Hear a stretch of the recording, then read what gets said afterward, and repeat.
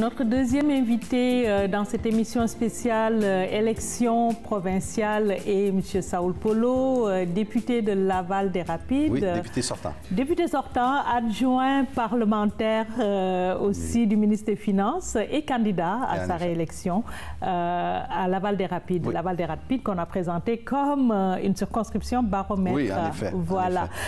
Monsieur Polo, on a 940 candidats. Qu'est-ce qui fait votre spécificité? Qui est M. Saoul Polo?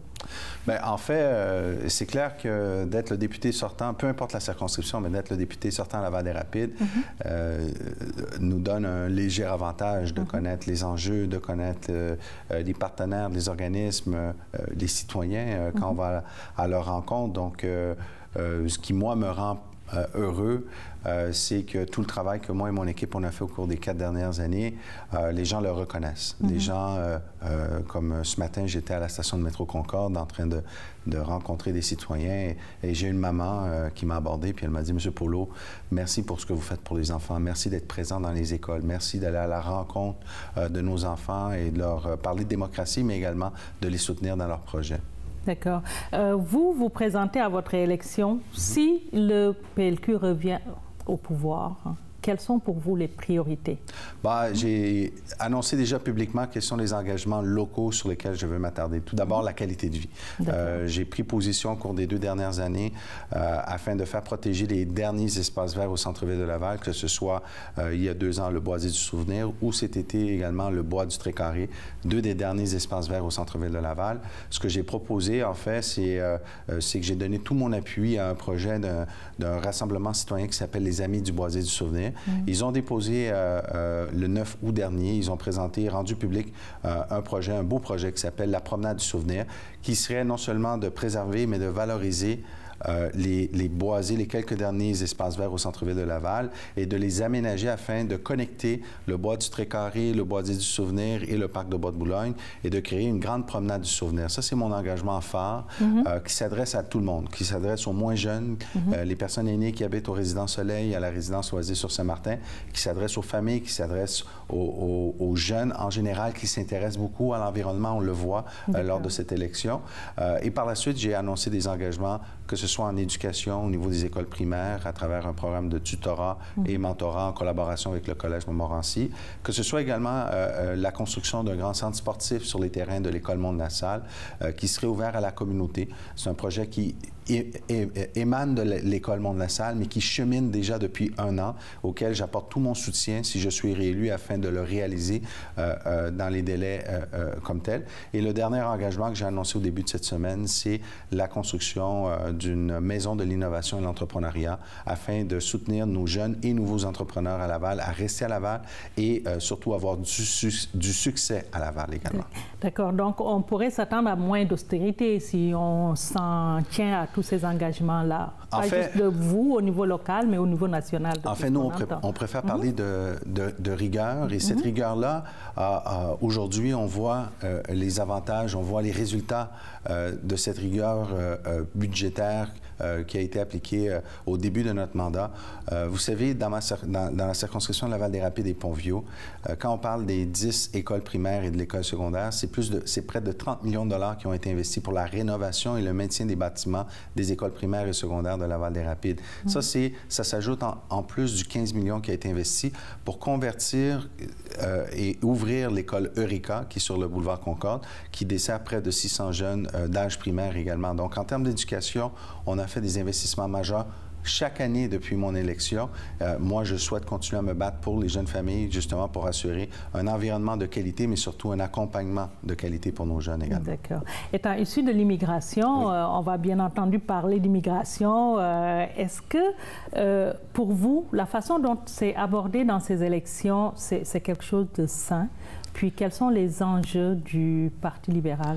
En fait, ce qui est un peu assez anecdotique, c'est que dans le travail de terrain que je fais depuis bien plus longtemps, mais spécifiquement lors de cette campagne, les gens ne m'abordent pas sur le thème de l'immigration. Les gens de Laval-des-Rapides, je pense qu'ils sont à l'aise avec l'immigration, sont à l'aise avec cette diversité qu'ils voient et qu'ils côtoient au quotidien de part et d'autre. Donc, oui, on entend parler, on voit dans les journaux, on voit dans les nouvelles que c'est un débat qui anime beaucoup de discussions, peut-être ailleurs au Québec, mais à Laval-des-Rapides, on n'entend pas cet enjeu-là comme étant un enjeu primordial. L'enjeu sur lequel je me fais aborder, c'est la santé.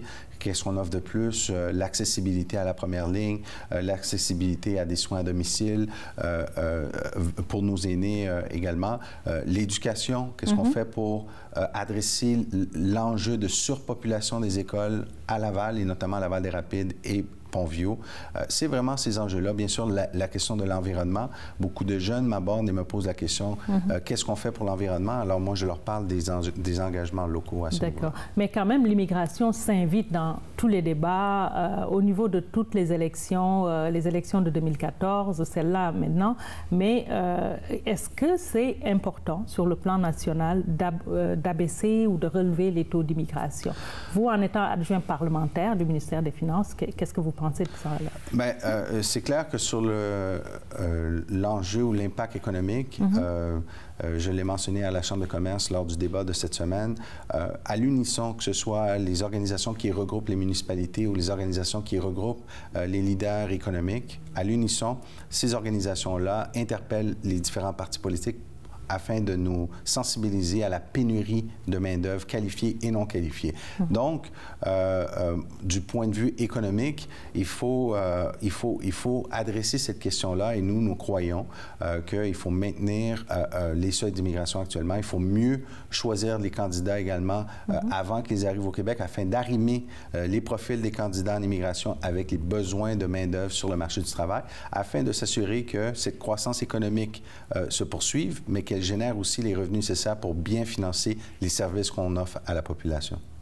Les gens disent que le français est en danger avec les seuils d'immigration, les immigrants qui ne parlent pas bien français, que ça prend des mesures. Qu'est-ce que vous pensez, vous, de ces mesures-là? Vous savez, les chiffres, on peut les interpréter de plusieurs façons. Moi, ce que je me réjouis, c'est de voir que, par exemple, ma femme, qui est d'origine syrienne, pour qui la langue maternelle à la maison, c'était la langue arabe. Dans mon cas, c'est la langue espagnole, ma langue maternelle. Nous avons un garçon qui est issu de deux cultures complètement différentes et pour qui, lui, sa langue principale, c'est le français. Mais en même temps, ce genre de couple ou ce genre d'acceptation de voir, moi, ce que j'entends, c'est quand je parle, par exemple, de mon cas personnel, auprès de francophones de souche, ils ressentent même une certaine fierté de voir que on parle aussi bien le français, ma femme et moi et mon garçon, mais en même temps, on parle l'anglais ou l'espagnol à la maison sans aucun problème, sans remettre en danger, justement, la présence et surtout l'épanouissement de la langue française.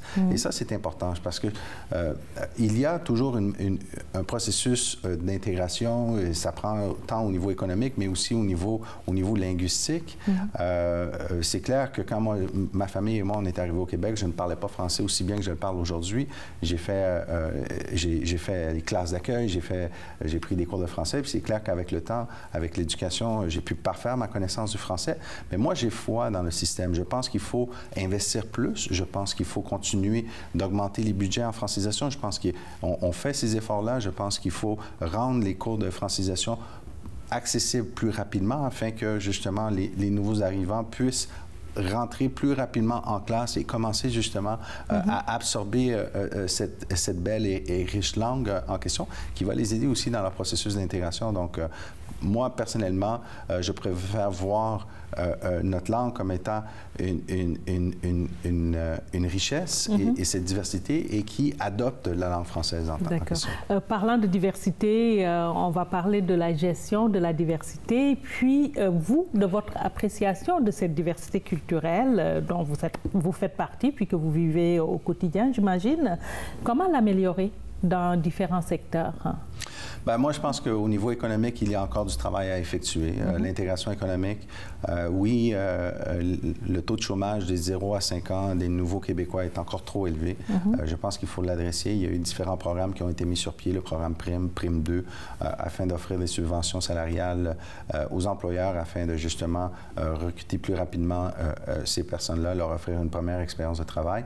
Moi, j'ai eu l'occasion, dès le lendemain de mon élection en 2014, de rencontrer très rapidement la Chambre de commerce de Laval. Et l'un des projets qu'ils m'ont présenté, c'était l'idée d'avoir un programme mis sur pied ici même à Laval en partenariat avec un autre organisme qui s'appelle Perspective Carrière, qui est un organisme en employabilité, qui était de ramener à Laval une version lavalloise, à notre couleur, à notre saveur, si on peut dire lavalloise, d'un programme qui a eu beaucoup de succès depuis les 7-8 dernières années à Montréal, qui s'appelle Interconnexion, qui est en fait d'offrir un stage non rémunéré qui peut aller jusqu'à 6 semaines pour une personne d'origine immigrante nouvellement arrivée de 0 à 5 ans.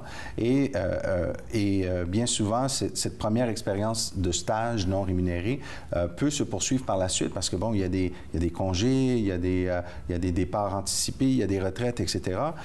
Et ce qu'on a vu, et ce que ce programme-là a démontré à Montréal, c'est qu'il y a un grand nombre de candidats qui poursuivent leur travail au sein des entreprises dans lesquelles elles font le stage, notamment parce qu'elles ont réussi à mettre le pied dans la porte. Donc, moi, l'une des belles réalisations desquelles je suis fier, justement, au niveau économique, mais également au niveau de la diversité, c'est que j'ai fait les pressions, j'ai fait les représentations auprès du ministre des Finances.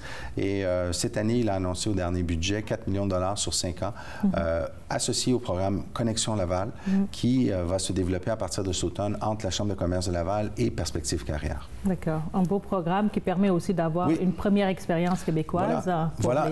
Et ça, c'est la démonstration d'un travail tangible que peut faire un élu lorsque l'élu connaît bien les difficultés sur le terrain, est aussi conscient des programmes qui fonctionnent bien ailleurs et de faire les bonnes représentations auprès des bonnes personnes également pour aider notre région. Pour finir, M. Polo, si vous n'étiez pas politicien, élu député, vous seriez quoi? Peut-être sûrement, je dirais, l'une de mes façons de décrocher de la politique, là, je vais vous dire. Des fois, il ne faut pas non plus se prendre trop au sérieux. Pour moi, l'un des plus beaux plaisirs que j'ai dans la vie, c'est de passer du temps avec mon garçon et ma femme et d'être sur un terrain de soccer la fin de semaine. C'est ce que j'ai entendu dire. D'être sur un terrain de soccer. Et de jouer au soccer. Et voilà. Merci beaucoup. Merci à vous.